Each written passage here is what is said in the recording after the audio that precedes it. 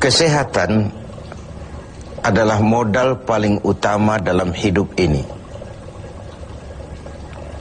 Kita hanya bisa beraktivitas, melakukan berbagai kegiatan dalam hidup ini hanya oleh karena kita memiliki sesuatu yang bernama sehat.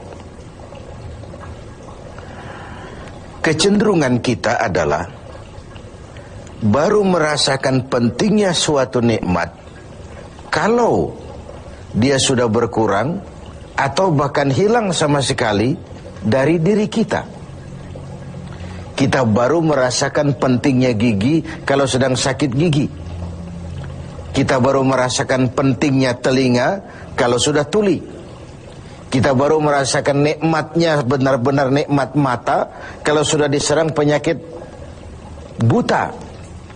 Sepanjang dia ada, normal, kita kadang-kadang kurang menjaga dan memeliharanya. Padahal Al-Quran telah mengingatkan kita, la in syakartum la azidannakum wa la in kafartum inna azabi lasyadid. Kalau kamu pandai bersyukur dalam artian menjaga nikmat, menjaga karunia yang diberikan Allah kepadamu, aku akan tambah nikmat itu kepadamu. Tapi kalau kamu ingkar, kamu tidak pandai bersyukur, kamu tidak pandai menjaga dan memelihara nikmat itu, awas, azabku itu akan pedih adanya. Begitulah. Kesehatan ini menjadi modal utama. Kita melaksanakan puasa, selesai itu kita berangkat ke masjid melaksanakan sholat tarawih, kemudian tadarus Al-Quran, bahkan ibadah haji, jihad sekalipun hanya mungkin kita laksanakan kalau kita mempunyai sesuatu yang bernama sehat.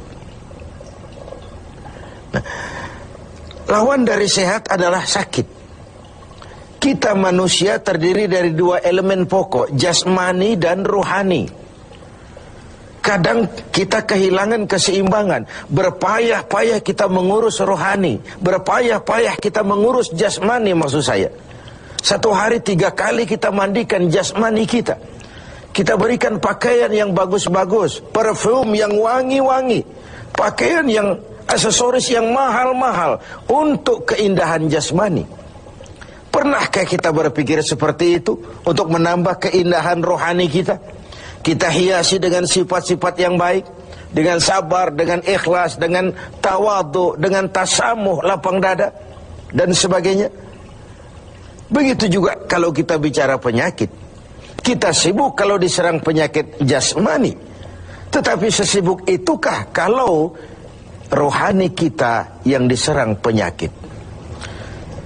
Al-Imam Al-Ghazali membagi penyakit itu dalam 2 macam. Pertama penyakit zahir, dan yang kedua penyakit batin, penyakit rohani. Apa perbedaan dari kedua penyakit ini? Yang pertama, penyakit zahir banyak dokternya. Apalagi di zaman spesialisasi sekarang ini, tinggal cari saja dokter ahlinya. Penyakit jantung ada dokternya, liver ada dokternya, paru-paru ada dokternya, ginjal ada dokternya, kulit ada dokternya. Penyakit zahir banyak sekali dokternya. Tapi penyakit batin, dokternya hanya agama dan kemauan yang kuat dari orang yang punya penyakit itu untuk mengobati diri. Sulit cari dokter yang bisa mengobati penyakit sombong, cari dokter yang bisa mengobati penyakit kikir, cari dokter yang bisa mengobati penyakit angkuh, sombong, bakhil. Agama dan kemauan yang kuat dari orang yang dihinggapi penyakit itu untuk memperbaiki diri melalui riyadhah, latihan dan latihan. Yang kedua, kata Al-Ghazali, perbedaannya ini aneh. Penyakit zahir yang empunya penyakit lebih tahu dari orang lain. Sedangkan penyakit batin sering orang lain lebih tahu dari yang punya. Ini aneh. Kita punya penyakit jantung, kita tahu wong itu penyakit kita dan itu penyakit zahir. Teman kita nggak tahu, datang-datang main kagetin aja, woi, kelepek kita. Kita yang punya penyakit tahu, orang lain tidak tahu. Tapi kalau penyakit batin ini aneh, orang lain sering lebih tahu dari yang punya. Kalau kita sombong, kita sering tidak merasa, kita anggap sikap kita wajar saja. Kalau kita diserang penyakit pelit, kita tidak merasa, kita anggap wajar saja. Kalau kita diserang penyakit hasud, kita anggap wajar saja. Orang lain yang tahu. Karena itu sahabat Umar bin Khattab radhiyallahu an kerap kali kalau berkumpul dengan sahabat sering kali bertanya, kau lihat saya sombong apa tidak? Kau lihat saya pelit apa tidak? Kau lihat pada tingkah laku saya ada tanda-tanda kekafiran atau tidak? Kalau orang lain memberitahu itu kepada beliau, bukan main senangnya hati beliau. Tidak jarang yang memberitahu itu diberikan hadiah oleh beliau. Ini bedanya kita dengan Sayyidina Umar. Kita diberitahu orang marah bukan main. Kenapa gue lo urusin? Diri lo aja beresin. Jangankan kita mau bertanya, melakukan introspeksi tentang kekurangan-kekurangan kita, diberitahu orang pun kadang-kadang kita salah terima. Inilah penyakit batin itu. Dan yang ketiga, ini yang paling dahsyat. Sehebat-hebatnya penyakit zahir, penyakit jasmani, dia hanya merusak dunia. Paling-paling mati gitu saja. Tapi penyakit batin, penyakit rohani kalau diserang, merusak dunia, menghancurkan akhirat. Kita diserang kanker, mati, resiko dunia saja. Kena ginjal, mati. Paru-paru, mati. Darah tinggi, mati. Tapi tidak berakibat akhirat. Maksudnya tidak ada nanti penduduk neraka ditanya, kenapa kamu masuk neraka? Kanker, Pak. Tidak ada. Kenapa kamu masuk neraka? Tumor, Pak. Juga tidak. Yang menyebabkan masuk neraka itu penyakit rohani. Jadi kata Al-Ghazali, penyakit rohani itu kalau diserangnya kita, rusaklah dunia, hancurlah akhirat. Kita diserang penyakit sombong, di dunia dikucilkan dari pergaulan, di akhirat jelas juga tempatnya. Kita diserang penyakit kikir bin pelit. Di dunia siapa yang mau bergaul dengan orang pelit? Walaupun kita sendiri kadang-kadang pelit. Tapi di akhirat juga tempatnya jelas.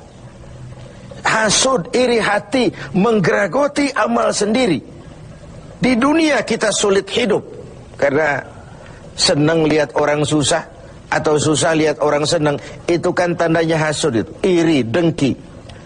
Lihat orang susah, senang. Lihat orang senang, susah. Di dunia saja sudah susah hidup, susah gemuk. Di akhirat jelas juga tempatnya. Karena itu kata Al-Ghazali, heran saya ini. Kalau diserang penyakit zahir, cepat-cepat kita lari ke dokter. Tidak ada uang, berutang pinjam pun maulah. Diserang demam, diserang flu, diserang segala macam penyakit zahir, panik, cepat lari ke dokter. Atau paling tidak puskesmas yang terdekat. Puskesmas tidak berhasil, cari ke rumah sakit umum. Rumah sakit umum masih gagal, cari dokter spesialis. Tidak ada ongkos, jual apa yang bisa dijual. Karena kita tidak kepengen diserang penyakit jasmani. Tapi kalau diserang penyakit rohani, kata Al-Ghazali, kita sering tenang-tenang saja. Padahal diserang penyakit rohani itu celaka dunia, hancur akhirat kita. Sehingga beliau menghimbau, kalau kita begitu bersungguh-sungguh mengobati penyakit jasmani yang kalau diserang hanya merusak kehidupan dunia, betapa kita tidak akan lebih bersungguh-sungguh mencari obat penangkal penyakit yang kalau diserangnya kita, rusaklah dunia, hancur jugalah akhirat kelak. Dengan puasa Ramadan, pada satu sisi kesehatan jasmani terjaga karena memberikan kesempatan istirahat kepada organ tubuh yang sudah bekerja seperti mesin 24 jam. Sementara jasmani diberikan kesempatan istirahat dengan makan dan minum yang teratur. Rohani dihiasi. Dengan puasa timbul sabarnya, dengan puasa timbul jujurnya, dengan puasa timbul ikhlasnya, dengan puasa timbul sikap rendah hatinya. dihiasi dengan perhiasan-perhiasan yang menyehatkan rohani kita. Inilah mana ucapan Nabi, sumu tasihu, berpuasalah kau, niscaya kau akan sehat. Bukan sekadar sehat jasmani, tapi juga sehat rohani. Karena itu kita sering berbangga dengan perhiasan jasmani, dengan berbagai merek yang kita pamerkan kepada teman-teman kita. Kita pakai jam tangan Rolex, kita pakai baju Versace, Gianni Versace, kita pakai tas Louis Vuitton, berpayah-payah kita menghiasi jasmani kita. Sementara rohani kita merana, rohani kita sakit, rohani kita kering kerontang, kita nyaris tidak pernah memberikan perhatian. Inilah Ramadan, nuansa di mana kita menumbuhkan keseimbangan antara pertumbuhan jasmani kita dengan kesehatan rohani kita. Kalau sehatlah jasmani dan sehatlah rohani, maka terciptalah keseimbangan, keindahan jasmani yang berpadu dengan keindahan rohani. Itulah bentuk yang kita dambakan dalam menjalani kehidupan ini. Semoga puasa yang kita laksanakan mengantarkan kita ke arah tumbuhnya kesehatan jasmani dan lebih-lebih lagi kesehatan